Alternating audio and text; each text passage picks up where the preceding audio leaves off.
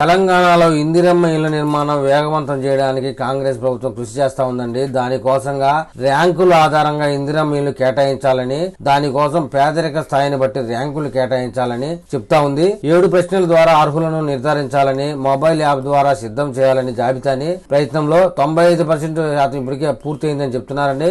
ఈ పూర్తయినటువంటి ప్రక్రియను ఈ నెల 21 నుంచి 25 వరకు జరిగే గ్రామ సభల్లో ప్రదర్శించి ఎవరికైనా దీని మీద సందేహాలు, అనుమానాలు, అభ్యంతరాలు ఉంటే చెప్పండి అని చెప్పి తద్వారా ఆయన తర్వాత గ్రామ సభలు అయిన తర్వాత ఈ యొక్క లిస్టుని విడుదల చేయాలని ప్రయత్నం చేస్తూ ఉందండి తెలంగాణ ప్రభుత్వం. ఇలా గ్రామ సభల్లో ప్రదర్శించడం ద్వారా అనర్హులకు ఈ యొక్క లబ్ధి చేకూరే అవకాశమే లేదని చెప్తా ఉంది. వాస్తవానికి ఎవరైనా అనర్హులుగా ఉండి ఈ యొక్క ఇంధన మిల్లు లబ్ధి పొందాలనుకునే వారికి పక్కనున్న వారు ఏదైనా ఫిర్యాదు చేసి అభ్యంతరం చెప్తే దానిని ప్రభుత్వం గ్రహించి వెంటనే క్యాన్సిల్ చేసి ఓన్లీ లబ్ధిదారులకు మట్టుకే ఈ అవకాశం ఉండే విధంగా చూస్తామని చెప్తా ఉన్నారండి. అయితే దరఖాస్తులను మాన్యువల్గా కాకుండా మొబైల్ యాప్ ద్వారా జల్లీలు పెట్టే ప్రక్రియ కూడా సిద్ధం చేసింది. ఈ యాప్లో 7 రకాల ప్రశ్నలను అడుగుతారట. దరఖాస్తుదారులు ఇళ్ల వద్దకు వెళ్లి నేరుగా మాన్యువల్గా వివరాలు క్షేత్రస్థాయిలో పరిశీలన చేస్తారటండి.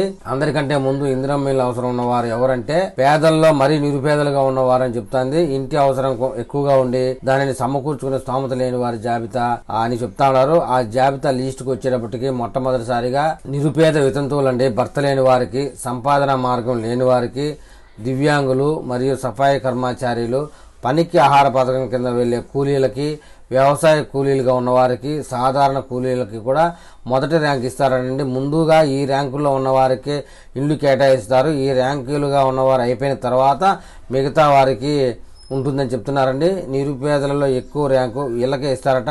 అయితే యాప్ ద్వారా రూపొందించిన జాబితాను అధికారులు జిల్లా కలెక్టర్లకు ఇస్తారంట మొదలు. ఆ తర్వాత కలెక్టర్లు వాటిని సరిచూసుకుని ఆ తర్వాత జిల్లా ఇన్ఛార్జీలుగా ఉన్నటువంటి మంత్రులకు అందిస్తారట. గ్రామాల వారీగా లబ్ధిదారుల జాబితాను రూపొందించి గ్రామ సభలో ఆ తర్వాత ప్రదర్శనకు పెడతారనండి. ఇన్ని ఫిల్టర్లు చేసిన తర్వాత పెడతారనమాట మంత్రుల తర్వాత, కలెక్టర్ల తర్వాత. కాబట్టి ఇక్కడ ఈ యొక్క పథకం ఎక్కడ మిస్గైడ్ అయ్యే అవకాశమే లేదని చెప్తున్నారు. అయితే ఈ ప్రక్రియ ఈ నెలాఖరుకల్లా పూర్తి అయిపోవాలనే విధంగా ప్రయత్నం చేస్తున్నారండి.